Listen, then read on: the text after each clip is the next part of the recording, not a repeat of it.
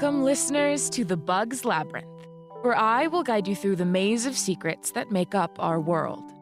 I am your host. You can call me The Bug if you must call me anything.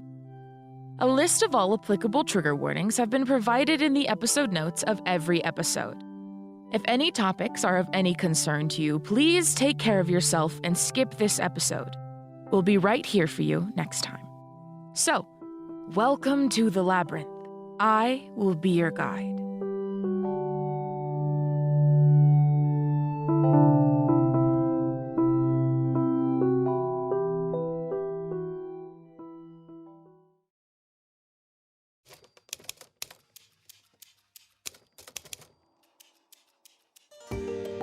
I should begin by telling you about a government-funded organization the public knows as Institute Organization, or the Institute for short.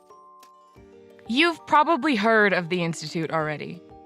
Most people have without knowing what it is or what exactly they do.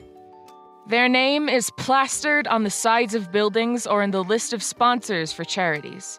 You see, that's the thing about the Institute. They do everything they can to hide, to save appearances for the public. And even when you know what they really do, they say it's for research, public safety. Institute Organization was founded in 1967 by Reginald Weathers, an oil baron who found something hidden deep within the crust of the earth. Something so awful he dedicated the rest of his life and his fortune to the creation of the Institute, into the research of monsters. That's not what they call them, though. Entities is their preferred name. Entities, event reports, victims. All names to hide, terms that feel less horrible, to detach from reality. Their slogan is research, report, detain, dispose. Some of these things, monsters if you will, are easier to quantify than others. Some are plain to see and easy to file away. The rot, the fall, the endless. Others are only able to be understood from those who experience them. And I pray to whatever sick god there is above that you never do. But we can explain them. These fears make sense. They're primal. They're real. Others cannot be justified in the same simple way. Sometimes, one person's fear, a phobia they are cursed with, scares them so much, they bring it to life. And that fear can spread to others like a disease. The human mind is a powerful thing. All of these things, creatures, monsters even, were created from the human mind. Fears we all have. Fears so powerful they must manifest. This is one of my least favorite entities I've come across, marked as I may be. So, if you have a thing about teeth, maybe skip this one.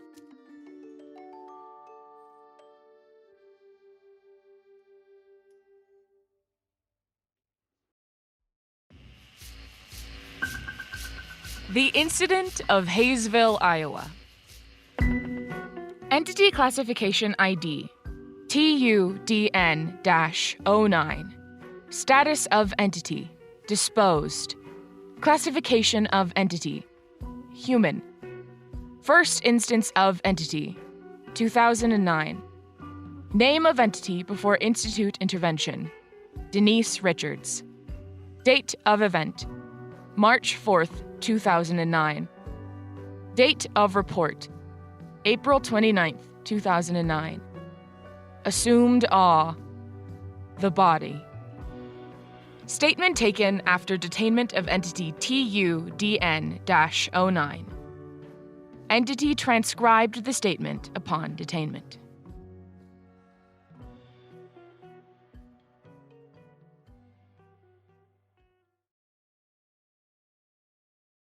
Have you ever seen inside the mouth of a sheepshead fish? Most fish have teeth in some way or another, but not like that. Other fish have pointed teeth like needles or razor sharp like sharks, but not that one. I had never heard of the fish before. Why would I?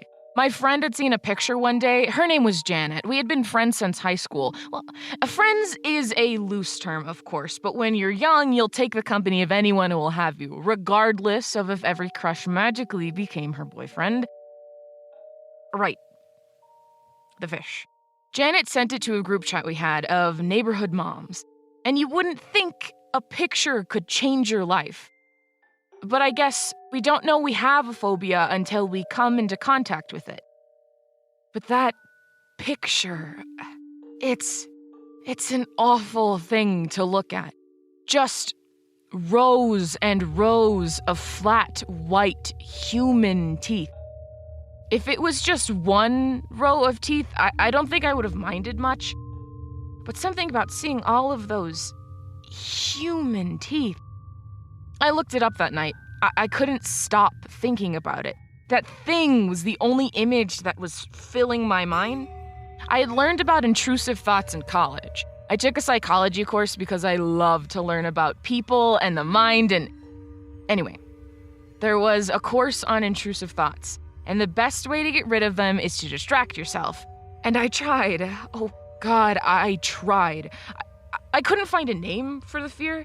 I boiled it down not to the teeth or the fish, but the rows of teeth. But there was nothing. The only results were for dentophobia or odontophobia. But I'm fine with the dentist. I love my dentist. A lovely man, in fact. He banned me from his practice, but... Right. Sorry. Anyway, I couldn't stop thinking about it. And it went from that damned fish to the thought of me having all of those teeth. It became an obsession of mine to run my tongue along my teeth, just to make sure everything was there and accounted for, no more, no less. I started counting them after one evening when I was sure that there was one more tooth than normal. It was sort of soothing at first.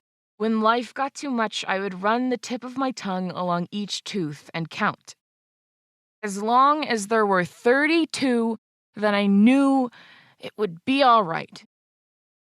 Then, well, it was a particularly stressful day in the office.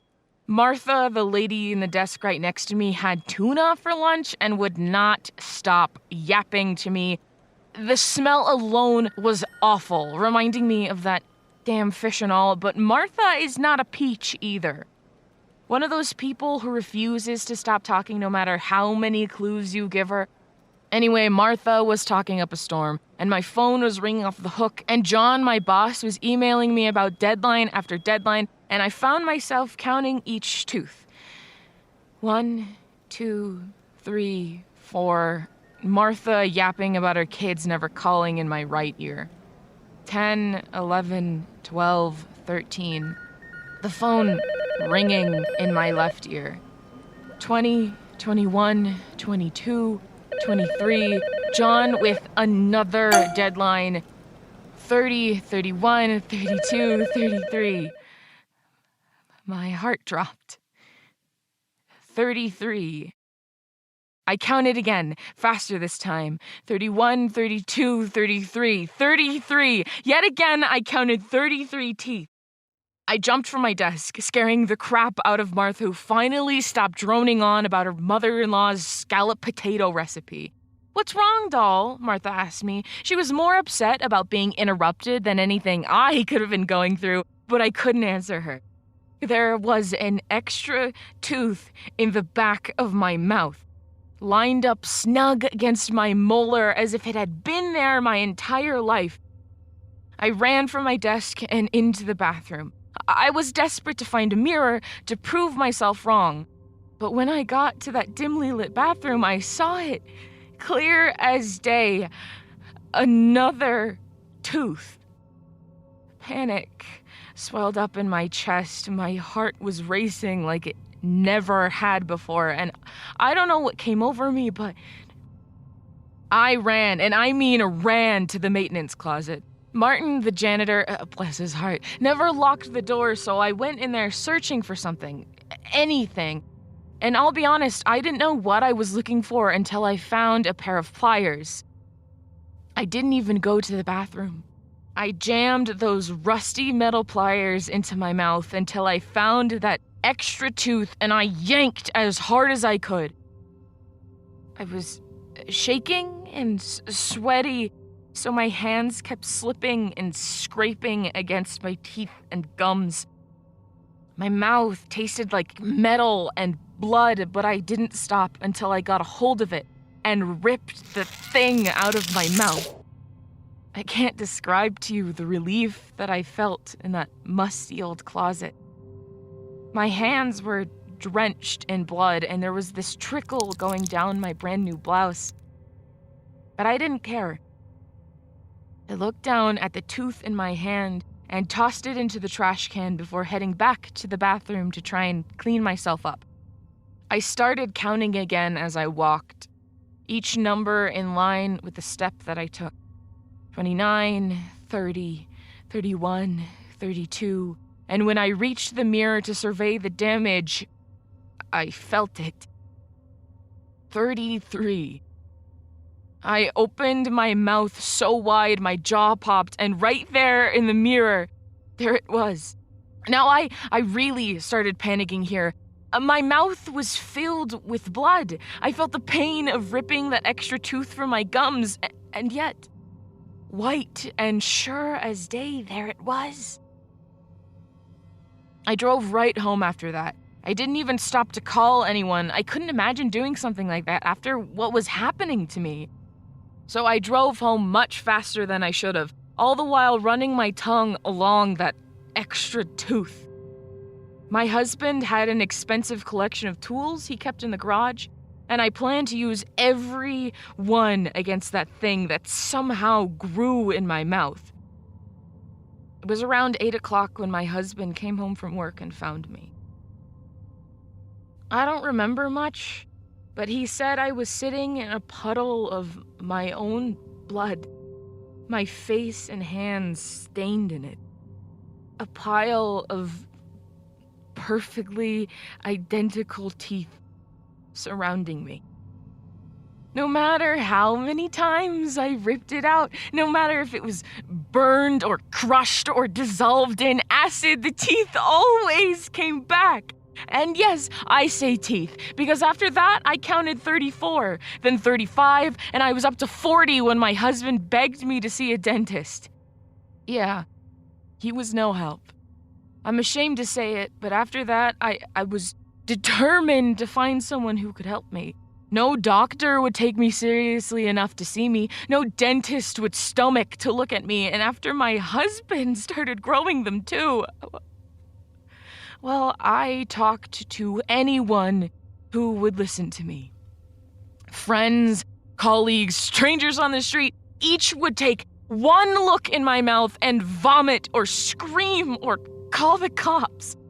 And after each one, they would call me or find me screaming at me, begging me to tell them what I did to them. What I did. Because they started growing them too. Everyone in our town eventually had rows and rows of perfectly white extra teeth. Am I cursed? Did I do something to deserve this? There's not a spot now in my mouth that doesn't house a tooth. And I can feel them clacking together down my throat. It's awful to swallow, to feel them move around in there, to hear the sound. The highest I counted was 156. After that, I stopped counting. That was well before you guys found me. Well, that's my story. Now you have to help me. You said you would help. You have to help my husband, my friends. I can't imagine what they must feel after what I've done to them.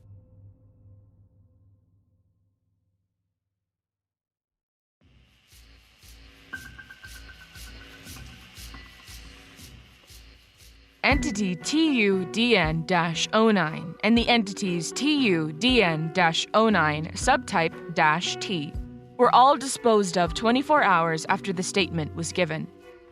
No other instances of entity TUDN-09 have been documented at this time.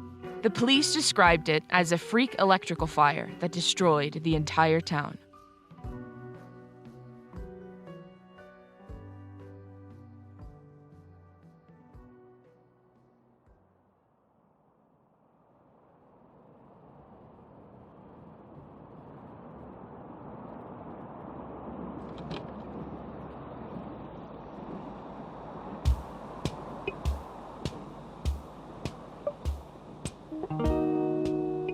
Thank you for listening to The Bugs Labyrinth. The Bugs Labyrinth is an AmselTV production. This episode was written, recorded, directed, and edited by Amsel T. Vance. Manuscripts were edited by Avery K. Rayner. Audio consultant, Dani B. Places and names have been changed for the privacy of all involved. Safety is the most important thing to us, and we will never compromise that. Follow us on Twitter @BugsLabyrinth for updates and if you need to contact us. Rate and review us wherever you listen to podcasts. It's the best way to help us out and get our story out there. And support our Patreon to help us keep making cool stuff. Until next time, stay safe, listeners.